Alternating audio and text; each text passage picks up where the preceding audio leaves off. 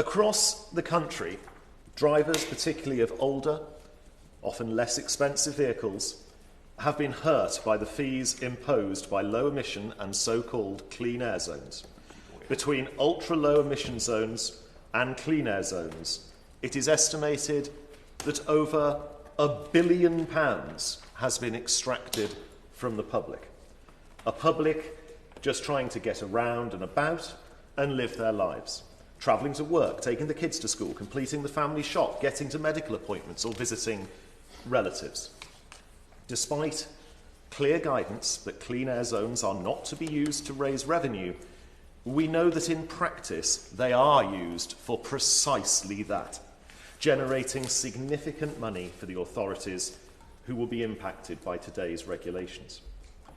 If we consider two of the largest authorities impacted by the changes, Bristol's Clean Air Zone for 24-25 brought in an income of over £22 million from daily charges and penalty notices. That brought a transfer to the reserves in Bristol of over £16 million, which contributed to spending of £14 million on other transport projects. Meanwhile, a 2026 report by Birmingham City Council showed that the authority had spent over £92 million from net surplus revenue since their scheme was put in place. Of that £92 million, over £73 million was spent on active travel and transforming the city centre. While these can be worthy goals, it reflects a complete disregard for the motorist, with only £10 million being spent on issues such as road safety. This is indicative of the fact that authorities have repeatedly used clean air zones as a mechanism for funding other projects. The Minister will no doubt recognise this is not the purpose of the system, it is a byproduct, and one that I'm afraid these regulations will impact. And I listened carefully to the Minister's speech where he extolled the virtues of clean air, and getting clean air is indeed a worthy goal. But I would put it to the Minister that it is not the stick that works in this occasion, it is the carrot. It is the using technology as our friend, where even modern diesel cars are cleaner than their predecessors. And it is that evolution of technology and leaning on future technologies, from battery electric to synthetic fuels and further, that will actually deliver us the clean air, not just punishing people for what they happen to be able to afford today. So turning, Mr. Wishart, to the exact regulations, the instrument before us today will impose a fee on authorities who use the central services function operated by the government. On the face of it, there should be nothing to be worried about. According to the government, there'll be no impact on motorists. However, I would put it to the committee, it would be naive in the extreme to believe that further costs will not be imposed on drivers.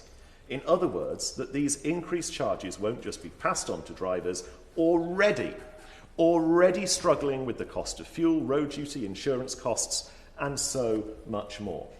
And the Minister had the audacity to reference fuel duty when we know it's one of the weakest of the government's U-turns, where trying to pretend that they were keeping it low, and now U-turning saying, well, it won't be September we put it up, it'll be a few months later, but the government is still going to put fuel duty up and impose this additional burden on motorists.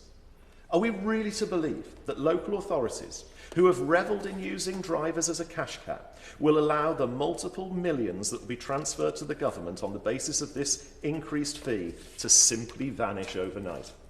Let me be absolutely clear, Conservatives oppose this instrument.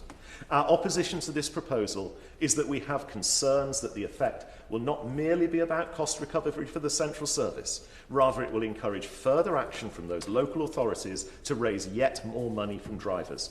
This is a consequence of these changes that I fear the government has not properly considered. Furthermore, Mr. Wishart, there is a point that is also relevant. Clean air zones are meant to be transitory, to improve air quality, although I question whether they do, and then find alternative solutions. It is why local authorities were strongly encouraged to find other mechanisms to control air quality without resorting to clean air zones in the first place. In allowing these services to be used up until 2031, it suggests there is no clear path for moving away from the existing rules which cost motorists so dearly. Driving is not some form of luxury. For millions, driving a car is a necessary for daily life. It is freedom. It is a right all of our constituents should be able to enjoy, unencumbered by the state, be that national or local. And driving is practical. You can't do a weekly shop for a family of 5 on the back of a bike. The measures Labour are bringing forward in today's instrument walk all over the realities of life for millions, for whom the car is essential. This is Labour's war on the motorist. It is unjust. This instrument fans the flames of that war on the motorist, and we are going to oppose it.